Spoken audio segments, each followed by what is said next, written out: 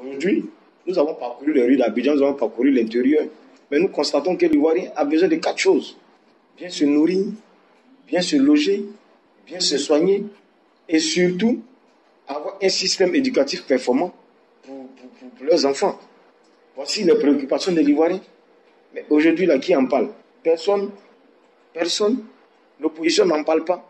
Par moment même, en conseil des ministres, le gouvernement fait l'effort d'en parler, mais l'opposition qui devait être contre le pouvoir de ces actions-là ne donne pas de la voix. Et aujourd'hui, l'Ivoirien est sans repère. Ils ont passé tout leur temps de boycotter toutes les élections. Ils ne participent en rien. C'est-à-dire que les droits élémentaires de l'Ivoirien, eux-mêmes, ils violent ça. Et ils nous parlent de démocratie. Nous voyons la démocratie autrement. Ça veut dire que quand on est patriote, même quand tu as l'opposition, il faut continuer d'être patriote. Ça veut dire que hier, nous sommes battus pour l'institution de nos pays.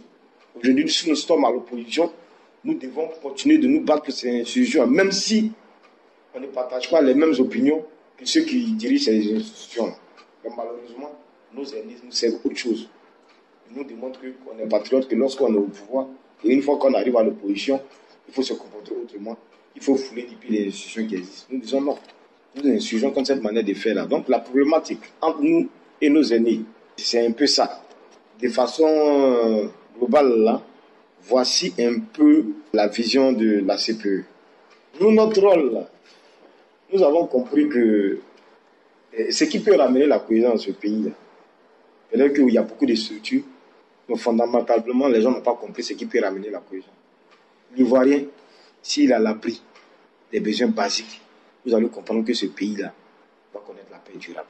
Les gens pensent que c'est les querelles politiques qui font qu'aujourd'hui il y a des tensions. Moi je dis c'est faux. C'est les préoccupations majeures des Ivoiriens qui font qu'aujourd'hui il y a des tensions. Vous allez en Europe aujourd'hui, nous avons vu le président Sarkozy traîner devant la justice. Qui a parlé, lever le petit doigt? Mais personne. Parce que en quoi est-ce que les préoccupations de Sarkozy là, impactent socialement le français? Voici notre combat. Si en Côte d'Ivoire ici, l'Ivoirien a à l'abri de ses besoins basiques, mais vous allez voir qu'il aura la paix, la cohésion. Pendant 40 ans, le président Houphouët-Boigny a dirigé ce pays-là. Mais c'est quand la crise économique a commencé que nous avons connu la crise sociale de 90. Mais avant ça, l'Ivoirien était tranquille. Et c'est à cette situation-là que nous voudrons que la Côte d'Ivoire revienne. Quand nous avons parcouru les rues d'Abidjan, mais nous avons compris que non, l'Ivoirien, s'il a bien mangé, s'il a bien dormi, il s'est bien soigné, là, le reste, ce n'est pas son problème. Voilà, ce n'est pas son problème. Il est prêt à travailler pour son pays. Aujourd'hui, certains hommes politiques veulent faire croire qu'il y a problème. Les Ivoiriens ne sont pas réconciliés, mais c'est faux. Aujourd'hui, c'est devenu un fonds de commerce pour certains partis politiques. Nous le savons. Sinon, dans les quartiers, là, les Ivoiriens se sont réconciliés. Seulement, ce que l'Ivoirien attend, c'est que l'Ivoirien puisse bénéficier de la croissance économique. Et nous, notre combat, ça sera d'attirer l'attention du gouvernement sur ce point-là. Parce que le gouvernement aussi a besoin des critiques de l'opposition. Malheureusement, nous avons pensé que les partis politiques de l'opposition, nos ennemis qui nous suivons, allaient attaquer le président Ouattara sur son bilan. Ça, nous avons espéré ça. Parce que c'est ça la préoccupation de l'Ivoirien. Monsieur le Président, en 2010, vous avez fait telle promesse. Aujourd'hui, ça fait 7 ans que vous êtes au pouvoir. Nous avons remarqué que vous avez réalisé beaucoup de choses que nous saluons. Mais à tel niveau, il y a encore des préoccupations. C'est ce que nous attendons.